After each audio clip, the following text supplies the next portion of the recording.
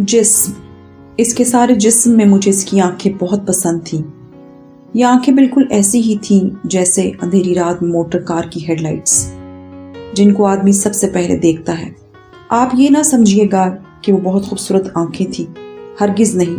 मैं खूबसूरती और बदसूरती में तमीज कर सकता हूँ, लेकिन माफ कीजिएगा, इन आंखों के मामले में सिर्फ इतना ही कह सकता हूँ कि वो खूबसूरत नहीं थी, लेकिन इसके बावजूद इनमें बेपनाह कशिश थी। मेरी और इन आंखों की मुलाकात एक अस्पताल में हुई। मैं इस अस्पताल का नाम आपको बताना नहीं चाहता, इसलिए कि इससे मेरे इस अफसाने को कोई फायदा नहीं पहुंचेगा।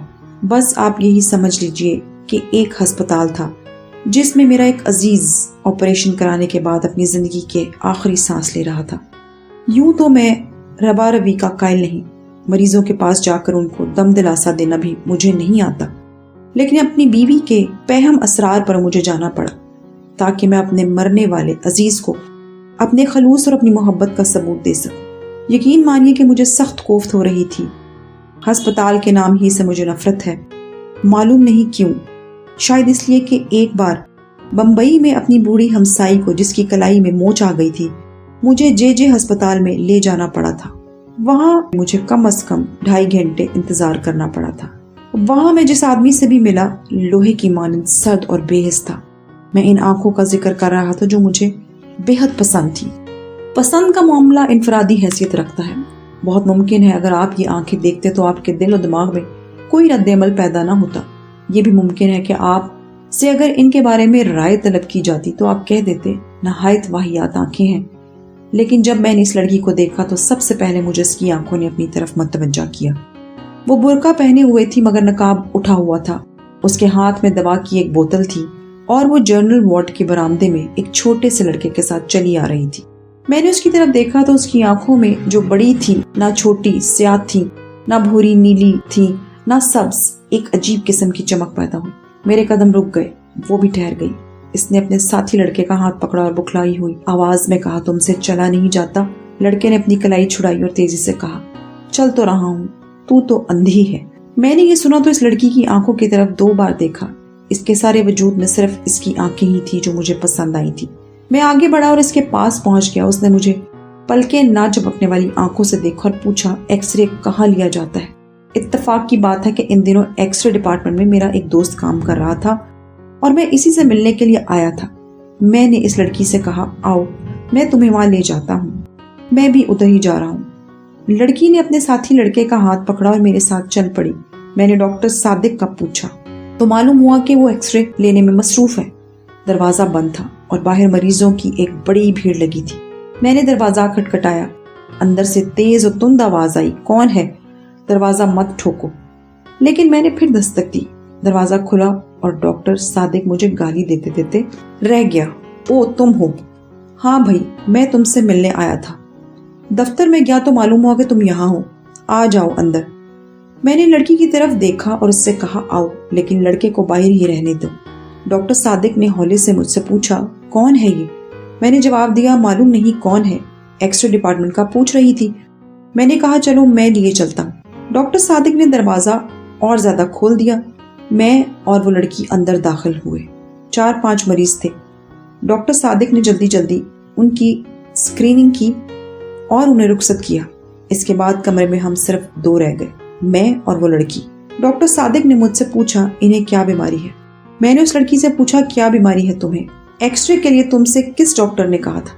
अंधेरे कमरे में लड़की ने मेरी तरफ देखा और जवाब दिया, मुझे मालूम नहीं क्या बीमारी है, हमारे मोहल्ले में एक डॉक्टर है, उसने कहा था कि एक्सरे करवा लो।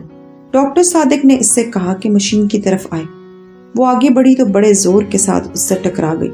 डॉक्टर ने तेज लहजे में उससे कहा, क्या तुम्हें सुझाई नहीं देता? लड़की खामोश रही। डॉक्टर ने इसका बुर्का उतारा और स्क्रीन के पीछे खड़ा कर दिया। फिर उसने स्विच ऑन किया। मैंने शीशे में देखा तो मुझे इसकी पसलियां नजर आईं। इसका दिल भी एक कोने में काले से धब्बे की सूरत में धड़क रहा था।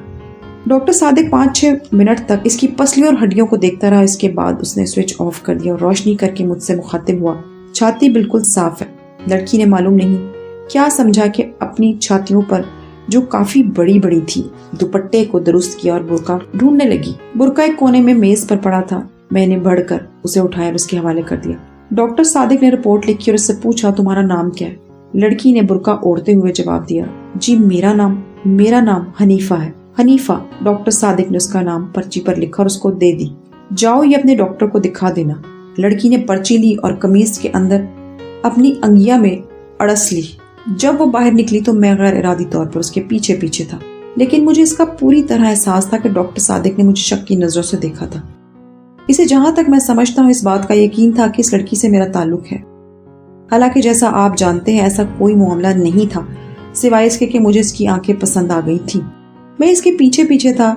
इसने अपने साथी लड़के की उंगली पकड़ी हुई थी। जब वो टांगों के अड्डे पर पहुंचे तो मैंने हनीफा से पूछा, तुम्हें कहाँ जाना है? उसने एक गली का नाम लिया तो मैंने उससे झूठ मूठ कहा, मुझे भी उधर ही जाना है, मैं तुम्हें तुम्हारे घर छोड़ दूंगा। मैंने जब उसका हाथ पकड़कर तांगे में बिठाया तो मुझे यूं महसूस हुआ कि मेरी आंखें एक्सरे का शीशा बन गई हैं। मुझे उसका गोश्त पोस्ट दिखाई नहीं देता था, सिर्फ ढांचा नजर आता था। लेकिन इसकी आंखें वो बिल्कुल साबित और सालम थी, जिनमें बेपनाह कशिश थी। मेरा जी चाहता था कि इसके साथ बैठूं, लेकिन ये सोच करके कोई देख लेगा। मैंने इसके साथी लड़के को इसके साथ बिठा दिया और आप अगली नशिस्त पर बैठ गया। तांगा चला तो हनीफा मुझसे मुखातिब हुई, तुम कौन हो? मैं सादत हसन मंटू हूँ। ये मंटू क्या हुआ? कश्मीरियों की एक जात है, हम भी कश्मीरी हैं। अच्छा, हम किंग वॉइस हैं। मैंने मुड़कर उससे कहा, ये तो बहुत ऊंची जात है। वो मुस्कुराई और उसकी आंखें और ज्यादा पुरकशिश हो गई। मैंने अपनी जिंदगी में बेशुमार खूबसूरत आंखें देखी थी, लेकिन वो आंखें जो हनीफा के चेहरे पर थी बेहद पुरकशिश थी। मालूम नहीं इनमें क्या चीज थी जो कशिश का बाइस थी। मैं इससे पेशतर अर्ज कर चुका हूँ कि वो कतन खूबसूरत नहीं थी, लेकिन इसके बावजूद मेरे दिल में खूब रही थी। मैंने जिसारत से काम लिया और इसके बालों की एक लट जो इसके माथे पर लटक कर उसकी एक आंख को ढांप रही थी उंगली से हटाया और उसके सर पर चिस्पा कर दी। उसने बुरा ना माना। मैंने और जिसारत की और उसका हाथ अपने हाथ में ले लिया। इस पर भी उसने कोई मजामत ना की और अपने साथी लड़के से मुखातिब हुई, तुम मेरा हाथ क्यों दबा रहे हो?